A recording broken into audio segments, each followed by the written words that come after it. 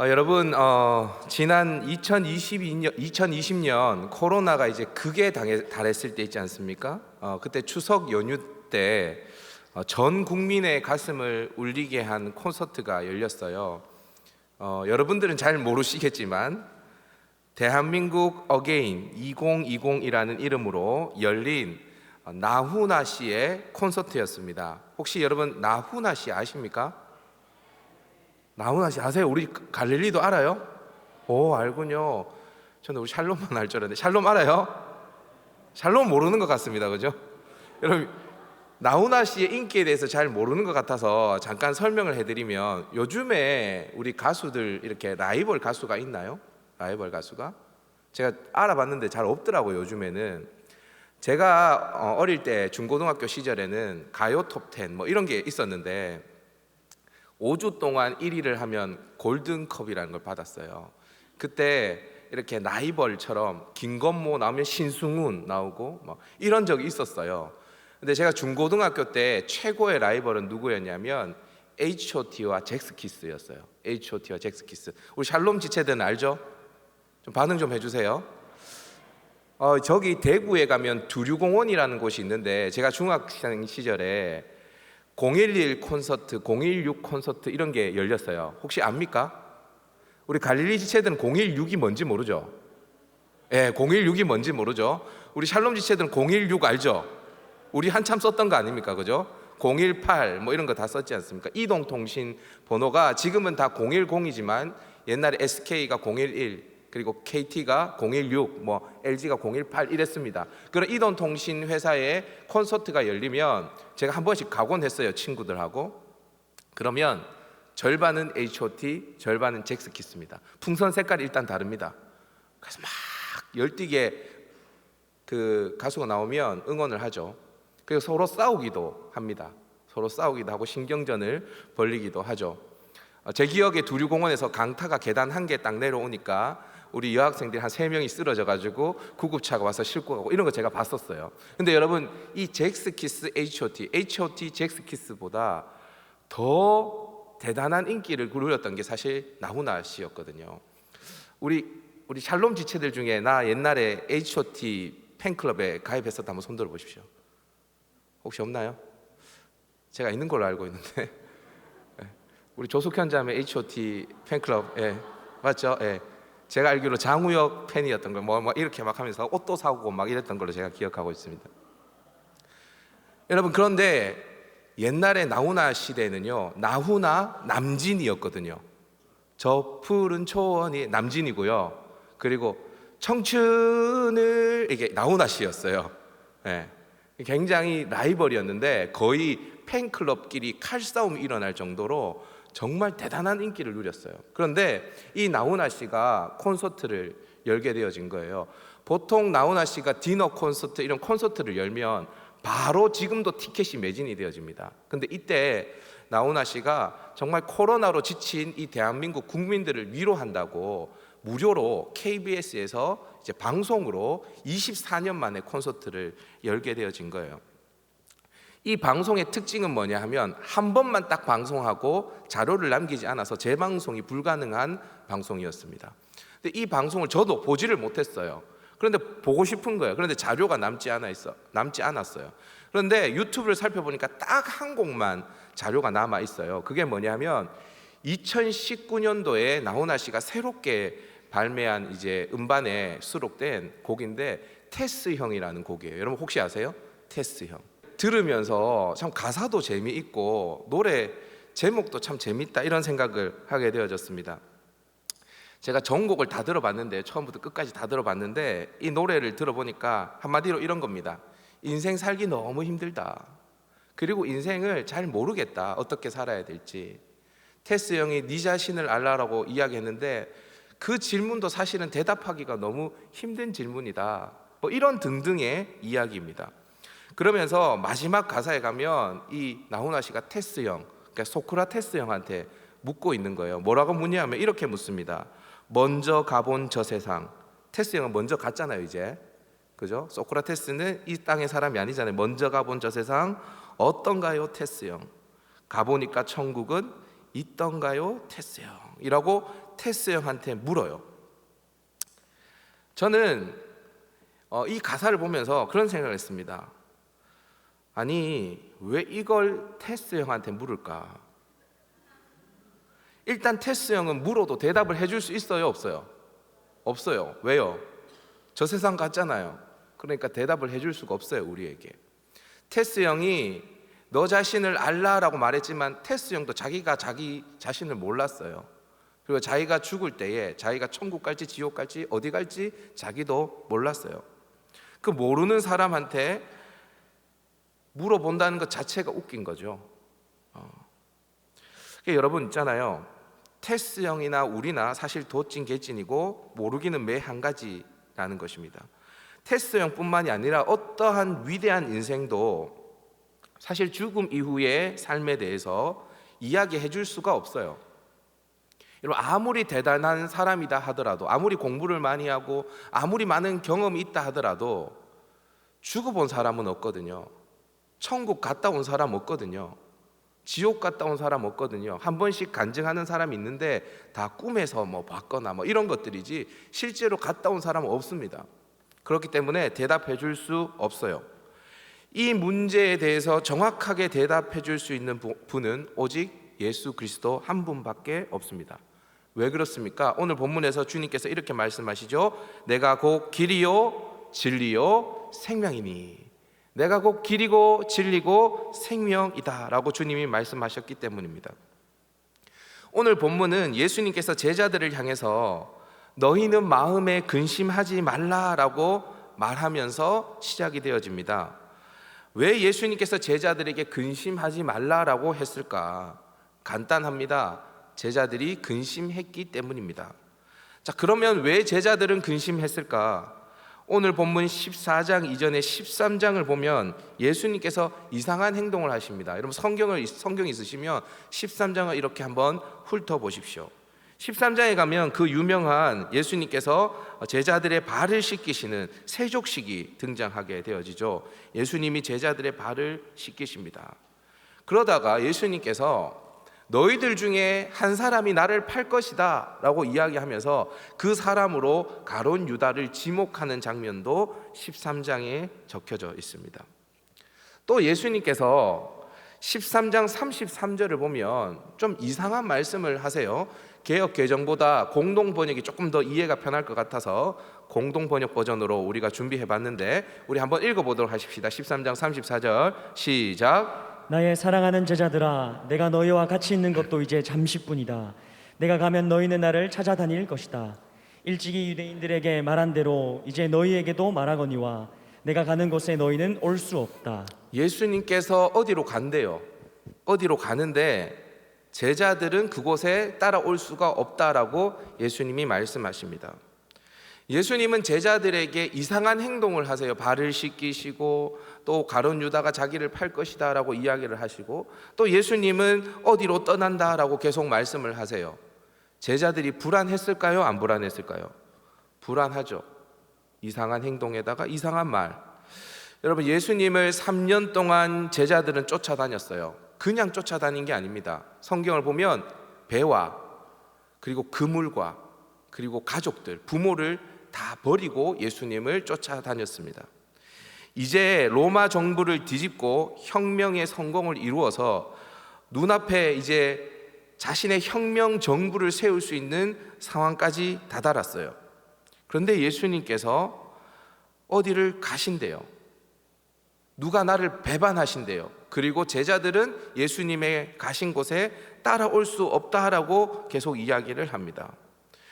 여러분 얼마나 제자들이 불안했겠습니까? 무슨 말인지도 알아듣지 못하겠고 그래서 제자들 중에 최고 수장이라고 할 수 있는 베드로가 나섭니다. 베드로가 13장 36절 이하에 보면 이렇게 말합니다. 주여 어디로 가시나이까? 주여 어디로 가시나이까? 아니 도대체 어디 가신단 말입니까?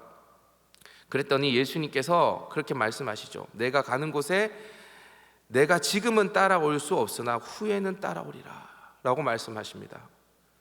그러니까 베드로가 또 물어요. 베드로가 뭐라고 묻죠? 37절 한번 볼까요? 37절 13장 37절 성경을 한번 보십시오. 베드로가 이르되 주여 내가 지금은 어찌하여 따라갈 수 없나이까? 주를 위하여 내 목숨을 버리겠나이다. 이게 무슨 말입니까? 왜 지금은 못 따라갑니까? 나는 예수님을 위해서 목숨을 버릴 각오도 다 되어 있는데 왜 못 따라간다라고 계속 말씀하십니까? 이때 예수님께서 급기야 이렇게 이야기하죠. 38절 한번 보십시오. 13장 38절 예수께서 대답하시되 내가 나를 위하여 내 목숨을 버리겠느냐? 내가 진실로 진실로 내게 이르노니 닭 울기 전에 내가 3번 나를 부인하리라. 예수님 뭐라고 말씀하십니까? 베드로 네가 나 따라온다고? 아니 베드로 너도 나를 부인할 거야. 여러분 그러니까 제자들의 마음에 계속 근심이 생기는 겁니다. 여러분 그런데 이 근심이 제자들에게만 있는 것일까? 우리에게도 제자들과 같은 근심이 있지 않습니까?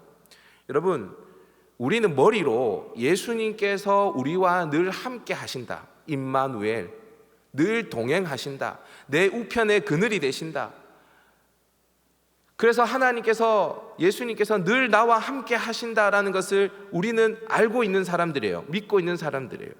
그런데 여러분 저만 그런가요? 가끔씩 예수님이 내 오른편에 아니 왼편에 다 둘러봐도 없는 것 같은 순간, 예수님이 나와 함께 계시지 않고 나 혼자 인생을 쓸쓸히 살아가는 것처럼 느껴질 때가 여러분들은 없나요? 여러분들은 없어요? 저는 가끔씩 그럴 때가 있거든요. 나 혼자 있는 것 같은, 하나님 함께 하시는 것 같지 않는 순간, 그렇게 전혀 하나님이 함께하고 있다는 게 느껴지지 않는 순간이 저에게는 있습니다. 예수님 없이 혼자서 알지 못하는 인생을 걸어가야 할 때, 막막할 때, 물어봐도 대답을 해주시지 않고 혼자 그냥 그 길을 걸어가야 할 때가 저는 있어요.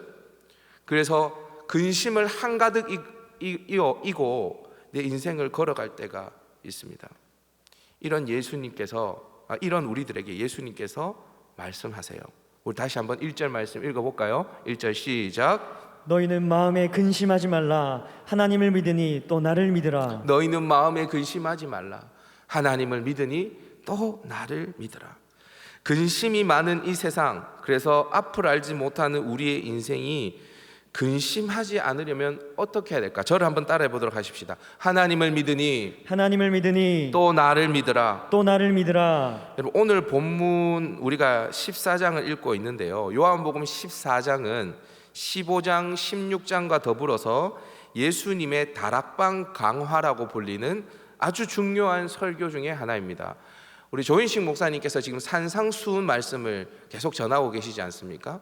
이 산상수훈 말씀은 예수님이 공생의 사역을 시작할 때쯤에 수많은 제자들과 대중들 앞에서 하신 설교라면, 이 다락방 강화는 왜 중요하냐면 예수님께서 이제 세상을 지시기 전에, 그러니까 이 세상을 떠나시기 전에 예수님의 사랑하는 12제자들에게 하신 설교가 바로 이 다락방 강화이기 때문에 사실 이 다락방 강화는 예수님의 유언이라 하도 될 것입니다. 그만큼 중요한 설교죠. 앞서서 말씀드린 것 같이 예수님은 자신이 떠날 것을 말씀하시며 근심하는 제자들에게 근심하지 말라라고 말씀하십니다. 하나님을 믿으니 또 나를 믿으라 라고 말씀하시죠.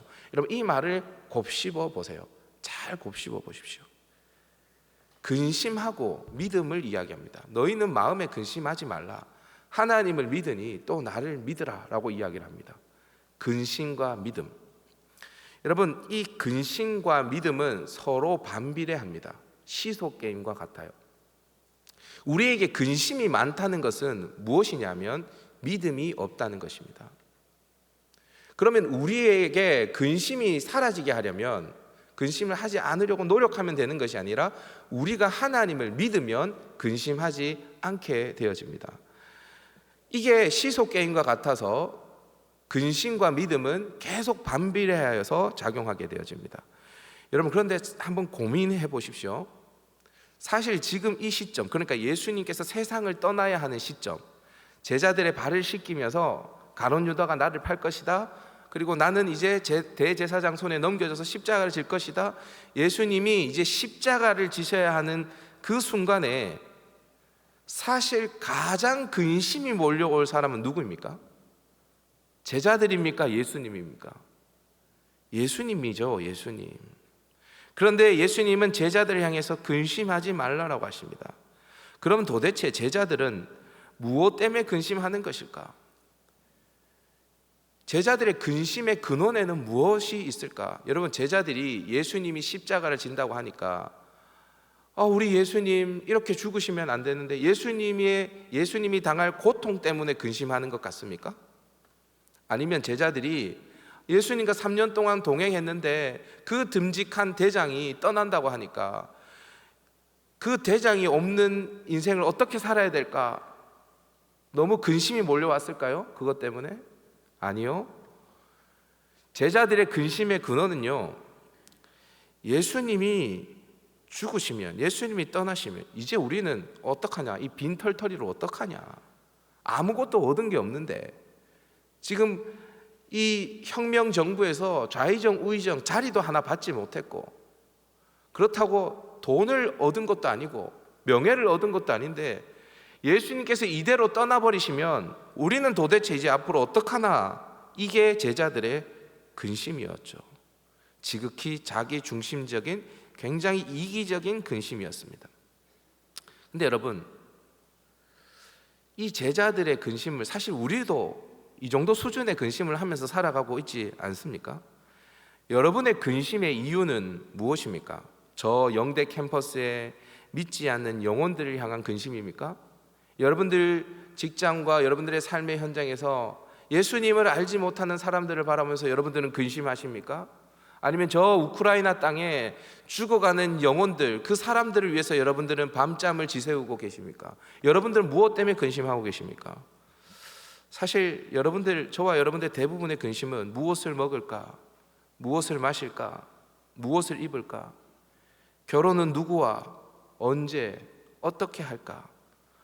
대부분 이 정도 수준의 근심 아닙니까? 그러니까 제자들의 근심이나 우리의 근심이나 근심의 수준이 그렇게 높지 않다는 것입니다. 근데 여러분, 그거 아십니까? 하나님께서, 예수님께서 이런 우리의 근심, 그 근심의 수준으로 근심하고 있는 그 우리의 연약함을 다 아십니다. 그래서 예수님께서 근심하지 않도록 굉장히 자세하게 우리에게 설명을 해주고 계십니다. 우선 예수님은 2절 3절에서 예수님이 떠나시는 이유에 대해서 말씀을 하십니다. 우리 2절 3절 말씀 한번 읽어볼까요? 시작. 내 아버지 집에 거할 곳이 많도다. 그렇지 않으면 너희에게 일렀으리라. 내가 너희를 위하여 거처를 예비하러 가노니 가서 너희를 위하여 거처를 예비하면 내가 다시 와서 너희를 내게로 영접하여 나 있는 곳에 너희도 있게 하리라. 예수님은 너희를 위해 거처를 예비하러 간다라고 말씀하십니다. 그냥 어디 도망가는 게 아니라 너희를 위해 거처를 예비하러 가는 것이다. 그러니까 예수님이 떠나시는 목적에 대해서 말씀을 하고 계세요. 그리고 예수님께서는 이렇게 말씀하십니다. 다시 올 것이다. 내가 한번 떠나면 영영이 떠나는 것이 아니라 다시 너희에게 올 것이다. 그리고 다시 온 이후에는 내가 있는 곳에 너희도 있게 할 것이다. 그러니까 예수님이 있는 곳에 제자들도 있게 할 것이다 라고 말씀하십니다. 그럼 여기에서 예수님이 예비하러 가시는 거처가 무엇인지, 또 다시 오시겠다고 하는 시점이 언제인지에 대한 논란이 굉장히 많습니다. 신학자들도 굉장히 많습니다. 일단 기본적인 생각은 이렇습니다. 어떤 사람들은 예수님께서 예비하러 가신 거처는 천국이고, 그리고 예수님이 다시 오시겠다라고 말씀하는 시점은 재림의 때다라고 해석하는 사람들이 있습니다. 그런데 또 많은 신학자들은 그렇게 해석하지 않습니다. 예수님께서 예비하러 가시는 거처는 단지 장소의 개념인 천국이 아니라 어쩌면 우리의 마음일 수도 있다는 것입니다. 우리의 마음. 그리고 다시 오시겠다라고 말씀하신 것도 재림의 때가 아니라 성령 강림의 때라고 보는 신학자들도 많이 있습니다. 자, 여러분 보세요. 두 번째 논리가 이해가 되는 게 뭐냐면 이런 겁니다. 여러분, 예수님이 십자가에 죽지 않고 그래서 죄사함을 받지 않는 인생의 마음에는 하나님이 거할 수 있나요, 없나요? 없죠. 그런데 예수님이 십자가를 지시게 되면 우리의 모든 죄가 다 사해지죠. 그렇죠? 그러면 그 예수님을 믿기만 하면 우리의 심령은 성령의 거처가 되어지겠죠. 그죠? 하나님이 거할 수 있는 성전이 되어지겠죠. 이 거처를 예비하러 주님이 십자가를 지러 가신다라고 이야기하는 거라는 거예요. 그리고 성령 강림의 때 다시 오시면 그 성령 강림의 때에 성령께서 우리 안에 내주하시겠다라고 이야기하는 것이다라고 보는 사람도 있습니다. 그런데 이 의견이 전자이든 후자이든 크게 상관이 없어요. 핵심은 뭐냐 하면 예수님이 그냥 떠나시는 게 아니라는 겁니다. 예수님이 우리를 위해서 떠나신다는 것입니다. 이해되십니까? 그게 천국이든 아니면 우리의 마음이든 상관없어요. 우리를 위해서, 제자들을 위해서 예수님은 떠나시는 것입니다. 그리고 예수님이 떠나신 후에 예수님은 반드시 다시 오시겠다라고 말씀을 하고 계시는 거예요. 여러분, 그리고 예수님께서 또 이렇게 이야기를 하십니다. 여러분 14장 16절 이하를 한번 성경을 보십시오. 자막이 준비가 되어 있지 않습니다. 요한복음 14장 16절 이하에 보시면 예수님께서 그렇게 떠나시면서 제자들에게 내가 떠나지만 너희에게 또 줄 것이 있다라고 이야기를 합니다. 내가 아버지께 구했대요. 뭘 구했습니까? 그가 또 다른 보혜사를 너희에게 주사 영원토록 너희와 함께 있으리라 라고 말씀하십니다. 그러니까 예수님께서 떠나시면서 제자들에게 또 다른 보혜사를 보내시겠다라고 말씀을 하세요. 여러분, 지금 예수님은 육체의 모습으로 12 제자들과 함께 계시죠. 그죠? 예수님께서 가버나움에 계시면 저 유대에 있는 사람들은 예수님을 만날 수 있어요, 없어요? 만날 수 없습니다. 예수님께서 두로와 시돈에 가 계시면 사람들은, 가버나움에 있는 사람들은 예수님을 만날 수 있습니까, 없습니까?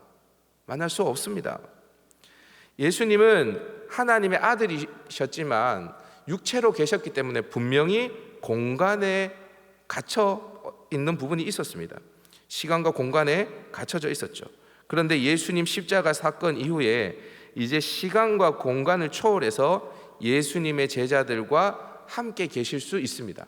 예수님은 아니 제자들뿐만이 아니라 사실 예수님을 구주로 고백하는 모든 사람들, 오고 오는 모든 세대와 함께 거하실 수 있게 되었습니다. 어떻게 해요? 성령으로.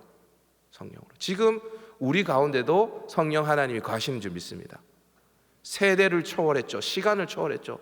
장소를 초월해서 그분께서 우리와 함께 계시는 거예요. 근데 여러분 정말 대단한 게 있습니다. 여러분 14장 20절 한번 보십시오. 14장 20절 성경에 자막이 준비되어 있지 않습니다. 14장 20절 보시면 그날에는 내가 아버지 안에 너희가 내 안에 내가 너희 안에 있는 것을 너희가 알리라 라고 이야기합니다.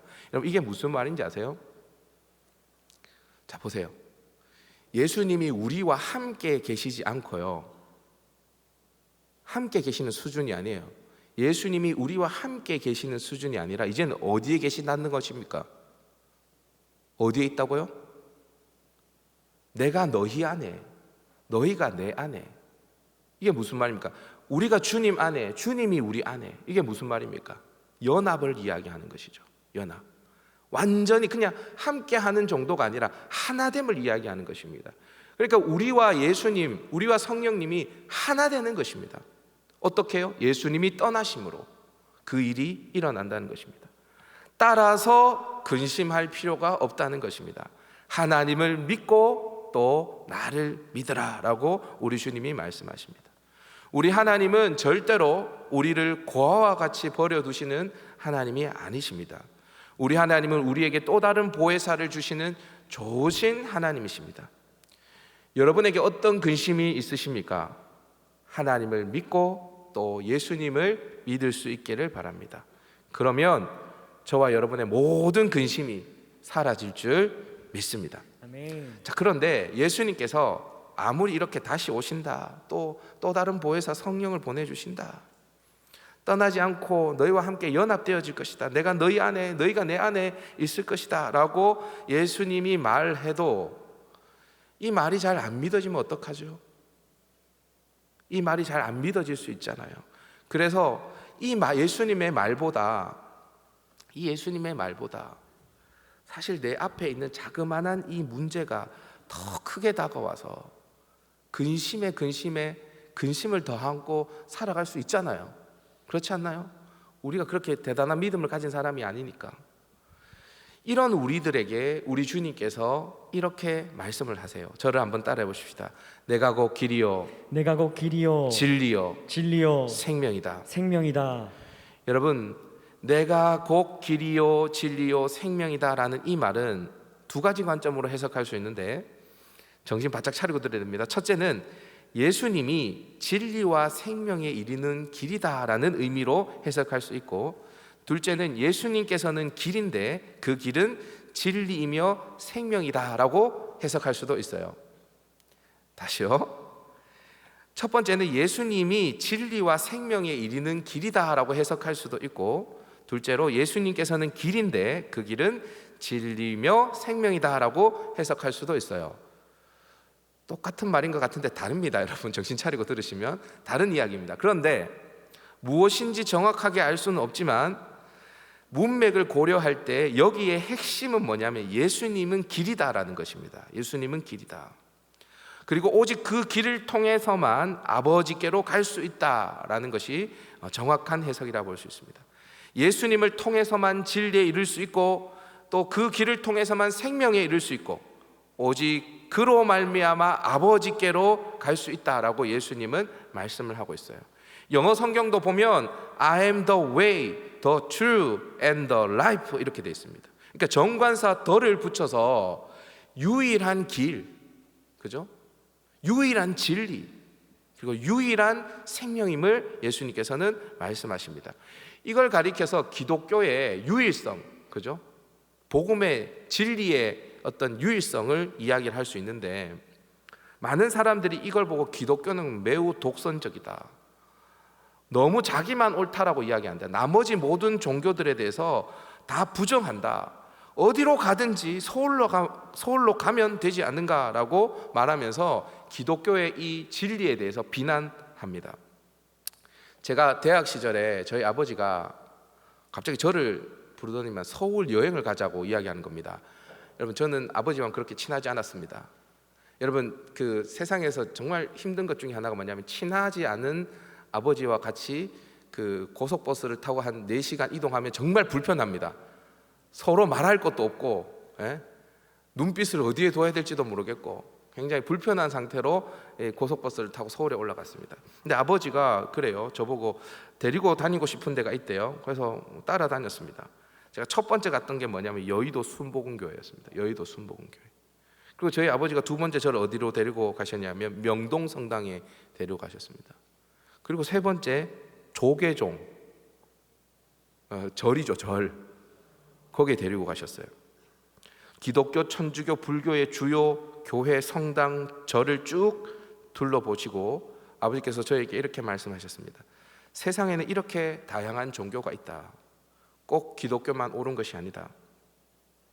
네가 믿고 있는 것만 너무 고집하지 말라라고 저에게 말씀하셨습니다. 그러면서 그래요. 산 정상에 올라가는 길, 꼭대기에 올라가는 길은 꼭 한 길이 아니다. 어떤 길로 가더라도 정상에 올라갈 수 있다라고 저희 아버지 말씀하셨어요. 네, 모든 길은 로마로 통하는 건 맞습니다. 로마로 갈 수 있는 길 여러 길이 있습니다. 서울에 갈 때 비행기를 타고 갈 수도 있고 기차를 타고 갈 수도 있고 자동차를 타고 갈 수도 있고 자전거를 타고 갈 수도 있습니다. 그런데요, 성경은 분명히 우리에게 말합니다. 하나님께로 가는 길은 딱 한 길, 생명과 진리로 가는 길은 딱 한 길, 예수님밖에 없다라고 성경은 분명히 우리에게 말하고 있습니다. 여러분 이게 너무 독선적입니까? 여러분 한번 상상해 보십시오. 하나님께로 가는 길, 진리로 가는 길, 생명으로 가는 길. 예수님이 없는 우리의 인생을 여러분들 한번 상상해 보세요. 인간이 하나님 아버지께로 갈 수 있는 길이 있었습니까? 없었습니까? 있었나요? 없었나요? 진리와 생명으로 나아갈 수 있는 길이 존재했습니까? 존재하지 않았습니까? 존재하지 않았습니다. 방법이 없습니다. 가능성도 없습니다. 하나님께로 나아갈 방법이 없습니다. 전혀. 생명으로 나아갈 길이 전혀 없습니다. 진리로 나아갈 방법이 전혀 없어요. 방법이 전혀 없었어요. 그런데 예수님께서 한 길을 내어주셨습니다. 한 길을 내어주셨습니다. 공짜로 내어주신 것이 아닙니다. 예수님이 십자가에 달려 죽으심으로, 제자들을 떠나심으로, 비참하게 하나님의 저주를 받으심으로 예수님께서 그 길을 내어주셨습니다. 그래서 오직 한 길이 생겼습니다. 그러면서 예수님께서 말씀하시는 거예요. 내가 곧 길이요 진리요 생명이니 나로 말미암지 않고는 아버지께로 올 자가 없다. 여러분, 이게 독선적입니까? 이게 독선적인가요? 내가 너희를 위해, 여러분, 내가 곧 길이요 진리요 생명이다라는 이 말은요, 무슨 말이냐면 내가 너희를 위해 죽겠다라는 말입니다. 내가 곧 길이요 진리요 생명이다라는 말은 예수님이 나 잘났다라고 하는 이야기가 아니라, 그래, 내가 너희를 위해서 죽을게. 그래서 길을 내어줄게. 하나님께로 나아갈 수 있는 길, 진리로 나아갈 수 있는 그 길, 생명으로 나아갈 수 있는 길, 너희들에게는 그 길이 없지만 내가 그 길을 내어줄게 라고 주님이 말씀하시는 거예요. 여러분, 우리가 성령을 보내주겠다, 다시 오겠다, 수많은 예수님의 약속을 못 믿을 수 있어요. 근데 여러분, 그 약속을 하신 주님께서 어떤 분이신지 아십니까? 그 길을 내어주시기 위해서 당당히 십자가에 걸어가신 분이 바로 우리 예수님이십니다. 이 예수님을 믿으시기를 바랍니다. 너희는 마음에 근심하지 말라. 하나님을 믿으니 또 나를 믿으라. 우리 주님의 이 엄중한 명령, 여러분 듣고 응답할 수 있기를 바랍니다. 여러분, 이 예수님 믿어도 될까요? 안 될까요? 됩니다. 이 예수님 믿으면 근심이 존재할까요? 근심이 떠나갈까요? 떠나갑니다. 왜요? 그분이 길이요 진리요 생명이기 때문입니다. 그 길을 내시기 위해서 자신의 생명을 우리에게 바치신 분이시기 때문입니다. 그분께로 나아가면 아버지께로 나아갈 수 있습니다. 테스 형은 모르지만, 그래서 우리 주님 예수 형은 아세요. 어떻게 가면 아버지께로 갈 수 있는지, 어떻게 하면 천국으로 갈 수 있는지 우리 예수님은 아십니다. 그 예수님을 여러분들의 길과 진리와 생명으로 삼고 그 예수님 따라갈 수 있는 저와 여러분 될 수 있기를 바랍니다.